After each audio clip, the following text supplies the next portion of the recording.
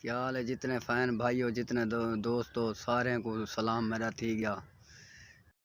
अस्सलाम वालेकुम दोस्तों, क्या हाल है? ठीक ठाक हो? पीछे सीधा ठीक है, उम्मीद करें तुम ठीक ठाक हो। तो मैं हाँ सलमान गलो, तो तुसा दे पे यूट्यूब चैनल सलमान गलो ऑफिशियल। जिमें कि तो पता है मलक तो मैं एक बैन नाल नाराज है से अज मलक सारे नाल है तो अज मलक नाल मिलवेने हैं ते जेड़ा भी साडे हाई लड़ाई छड़े ते अस एक बैग दूजे को माफ़ कर देते हूँ। माशाल्लाह सारी सुलह है। तुसा भी सारे वास्ते कोई अच्छे अच्छे कमेंट लिखना लाजमी ते तो जुलते हैं मलक साहब नाल मिलवेने। सलाम वालेकुम मलक साहब।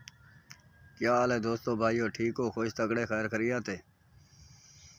बस यार कुछ मुसरफियात वध्या से बस हूँ थोड़ा जा बिजी भी हा से अज भी अजन बिजी हैं। कणक को पानी लावने से कोई खाद चावन मैंने पे हैं ते बात कोई टाइम कटसूँ हाली टाइम नहीं निकलता पिया। उडो सर्दी है कक्कर पौने पर बंदा टुर नहीं सकता। कक्कर दे विच जितनी ठंड पौंदी है बंदा उतना कट्ठा थी वेंदे, जितनी गर्मी होवे बंदा उतना लंबा थी वेंदे। गर्मी च बंदा लंबा थी वेंदे, ठंड च बंदा जे। क्या हाल है जितने फैन भाइयों जितने दोस्तों सारे को सलाम मेरा थी गया।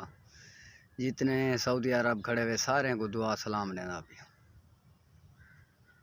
तो ठीक है दोस्तों, इंशाल्लाह वला मिलता हूँ फनी वीडियो के नाल। तो तुम सारे वीडियो लाजमी देखने तो सारे को चैनल को सब्सक्राइब करना तो घंटी सारी बहान त्रोड़ छोड़नी है। घंटी खड़ी ना वे रोला घंटी लगी है, घंटी शंटी तो दबेंदा नहीं वे। तो मिलसो इंशाल्लाह वला फनी वीडियो के नाल। शुक्रिया।